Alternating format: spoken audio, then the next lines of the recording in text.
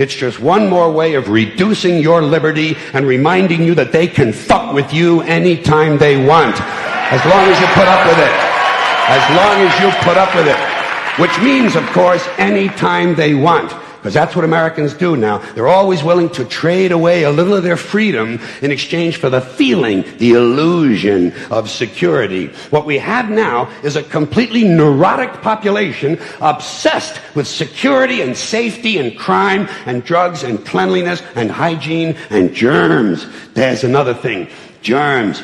Where did this sudden fear of germs come from? In this country. Have you noticed this? The media constantly running stories about all the latest infections, salmonella, E. coli, hantavirus, bird flu, and Americans they panic easily, so now everybody's running around scrubbing this and spraying that and overcooking their food and repeatedly washing their hands, trying to avoid all contact with germs. It's ridiculous, and it goes to ridiculous lengths. In prisons, before they give you a lethal injection, they swab your arm with alcohol.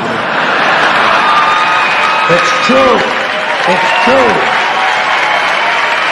It's true.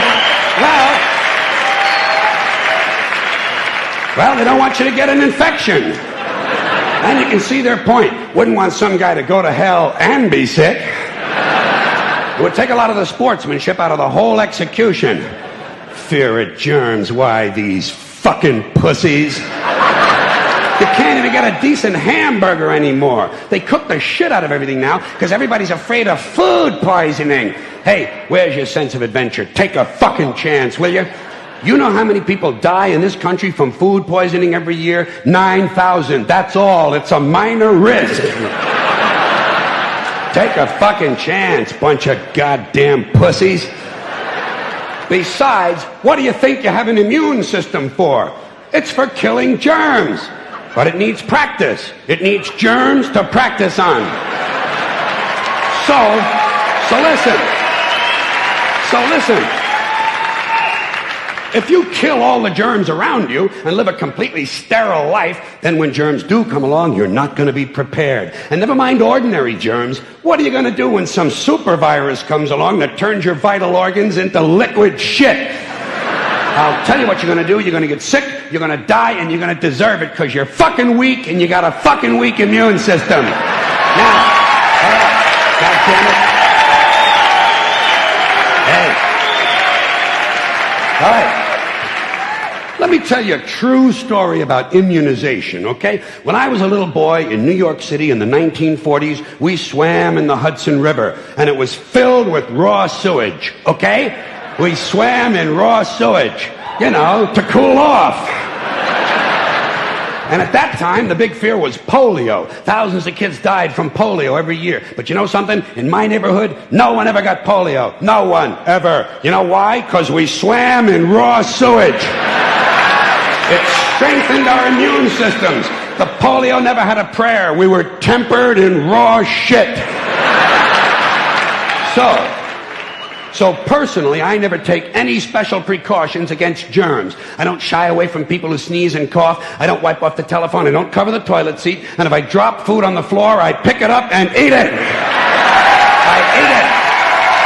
Yes, I do. Even if I'm at a sidewalk cafe in Calcutta, the poor section, on New Year's morning during a soccer riot.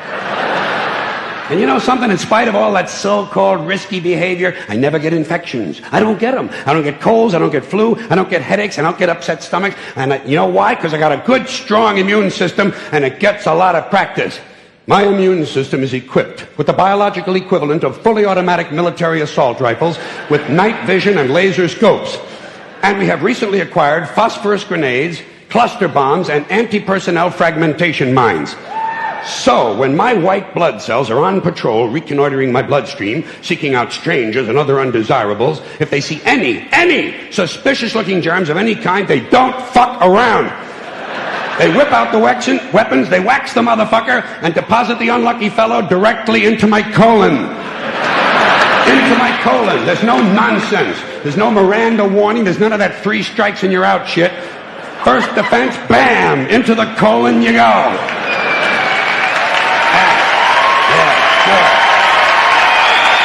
Yeah, hey. Oh.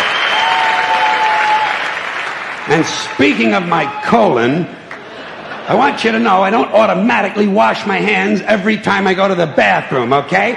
Can you deal with that? Sometimes I do, sometimes I don't. You know when I wash my hands? When I shit on them. That's the only time. And you know how often that happens? Tops. 2-3 times a week. Tops. Maybe a little more frequently over the holidays, you know what I mean? And I'll tell you something else, my well-scrubbed friends. You don't always need a shower every day. Did you know that? It's overkill. Unless you work out or work outdoors or for some reason come in intimate contact with huge amounts of filth and garbage every day, you don't always need a shower. All you really need to do is to wash the 4 key areas. Armpits, asshole, crotch, and teeth. Got that? Armpits, asshole, crotch, and teeth. In fact, you can save yourself a whole lot of time if you simply use the same brush on all 4 areas.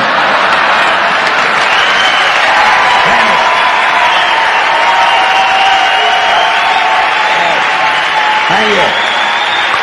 I appreciate it. Thank you. All right.